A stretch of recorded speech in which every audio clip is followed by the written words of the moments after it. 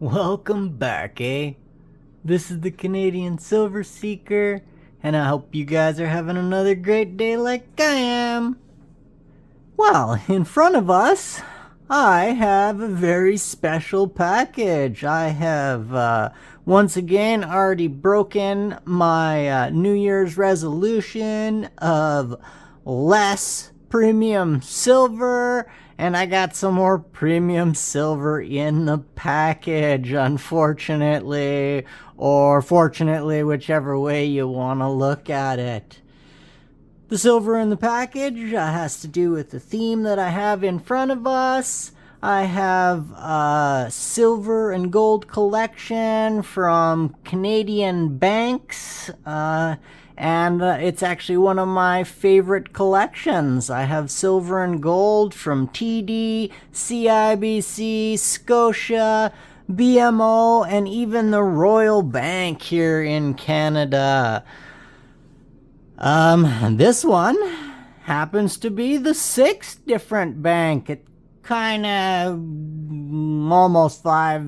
We'll talk about it. So, what's in there? Well, we have some vintage silver in there, and the Canadian Silver Seeker doesn't have a full set of 16 millimeter silver dollars because I ended up selling my 2004 silver maple leaf set on the weekend. However, I should have the completion to that set in this package, which is awesome again. So I should have that 2004 in here as well. Let's take a look together. So I got this particular package from an online store in Alberta. I saw this particular vintage silver. I don't want to cut in there too far in case they got some paperwork in there, whatnot. It just looks like a cardboard slip, so we should be okay. And I guess I'm not too worried if I cut a receipt or something like that. Pretty much just don't want to show it to you guys. I do feel some paper underneath there. I try to leave that in there and just pull out the coins here. Looks like it is taped together. You guys will have to give me a second. So, like I was saying, I saw this one online, this particular vintage piece of silver, I don't know, probably a month ago, not quite. And I've been kind of watching it, and it really caught my eye. It was really something that I wanted. I didn't quite have the money, so I was just kind of watching it. If it got sold, I probably would have been disappointed, but I also wouldn't have been too disappointed. Holy, this is really stuck together, this thing. There we go. We got into the middle of it there, I think. There should be two things in there. There's the second one. There's that little tiny 16 millimeter silver dollar right in the corner there. So that once again completes the Canadian Silver Seeker 16 millimeter silver dollar set in Canada here. There are 13 different silver dollars, or 16 millimeter silver dollars. In order to fill that entire set, I got all of them in this bag here, so I'm gonna put them in there. And yeah, 16 millimeter silver dollar, as you can see, is actually a little bit smaller than a dime. That is a dime there in that bag, a Canadian dime, either 2003 or 2004. I had it in there just for comparison. So, but what I'm excited for right here, this beautiful vintage 1 ounce silver piece from the Canadian Bank of Commerce. I saw this and I was like, oh, sweet. I've never really heard of the Canadian Bank of Commerce. And on this side, we got celebrating 100 years of service, 1898 to 1998, Dawson City.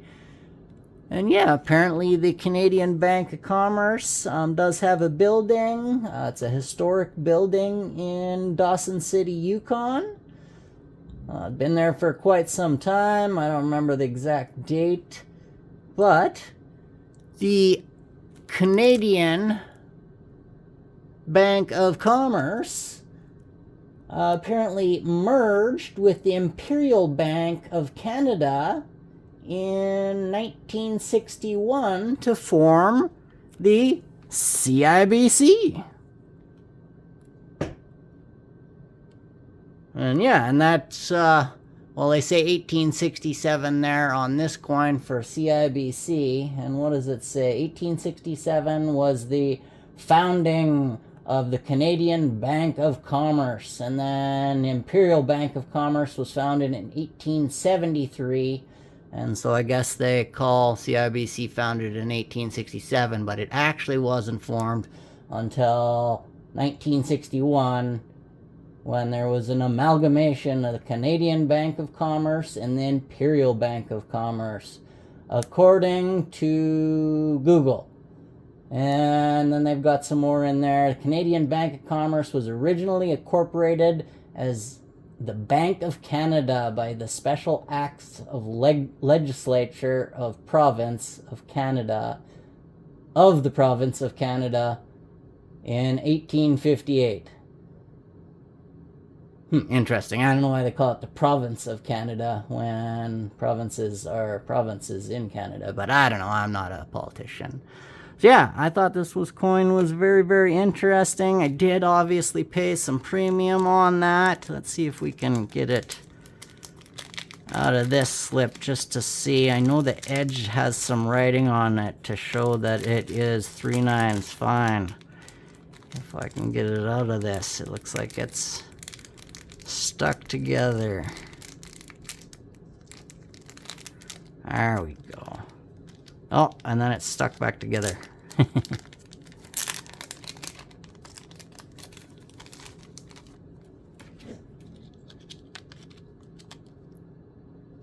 don't know if I can get that out of there. I'm going to put a glove on because I do not want to touch it with my hands, but I want to get it out of that package to see if we can see the edge of it there.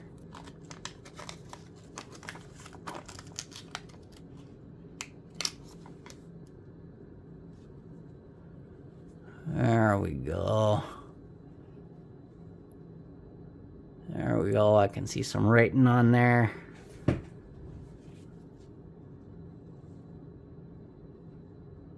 AG. I believe that's 3/9 fine. That's really hard to see. My bad eyes. And then looking at the camera with you guys. There we go. I'm going to try to focus it in a little bit better there. If we can do that. There we go. There you can see the 3/9 fine AG. Got a 70 on there. I'm not quite sure what that stands for. It looks like a little bit more on there.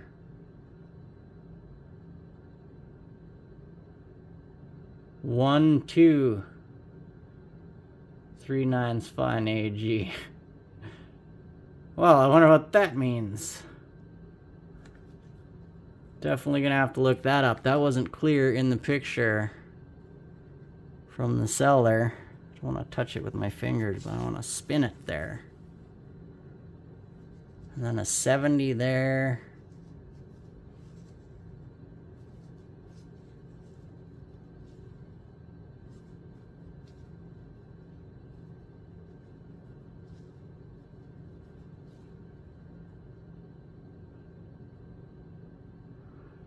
I don't know if that's a TO or that's a T. It's got no bottom on there. Well, maybe it does.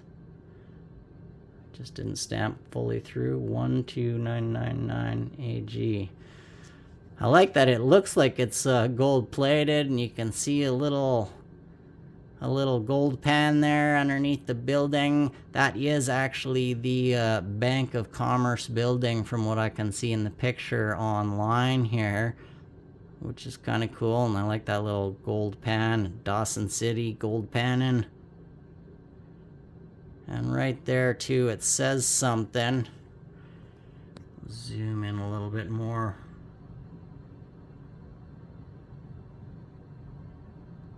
Anne Doyle looks like. Copyright Anne Doyle. Wow. Now I gotta take a second and I gotta look up what that means there. 1, 2. Like I say, that wasn't clear in the pictures online there. I'm wondering if I got some maybe plated silver or something. Let's see what it is. And actually I should weigh it too with you guys. Let's see what it weighs here. 31.4, so it's very close to a troy ounce, just over, which is what I would normally see on my scale there. It's not a perfect scale. Pretty good weight anyways. So yeah, I'm gonna have to do some more looking here. I'm just doing some brief looking online, and I don't see anything specifically for 1TO39's AGG meaning, but just offhand what it says to me, I was thinking 1 troy ounce 39's AG. So I'm gonna have to look up this particular coin a little bit more here, and I'll be back to you in a second with some more information. So yeah, anyways, I looked this up again. I don't know, I can't really find any information on this particular coin, or the like copyright Anne Doyle or anything, which was kind of the reason why I wanted this one too, because I've never seen this. I've been looking for silver and gold from Canadian banks here for a few years, and this is the first time that this particular item has ever shown up. I have no information about the mint. I really have no other information about this particular round other than it looks really cool. Seems to weigh proper. It is definitely not magnetic. I got a magnet under here. I would definitely feel the pull. So yeah, I don't really want to scratch it to test it that way. Measuring its diameter, I got nothing to, check it on. I'm gonna assume that yes, it is silver and gold plated with the AG on there with the 39's fine. I'm gonna assume that that is a TO for 1 troy ounce. Now, why there's 70 on it there, I am not exactly sure. If anybody watching this has any information about this round at all, please throw the information in a comment below. I would love to know more about this particular round.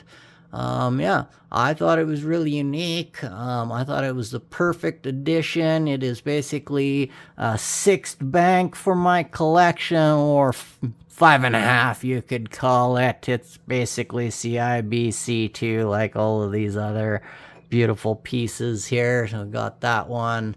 It's an enameled high relief piece from the CIBC.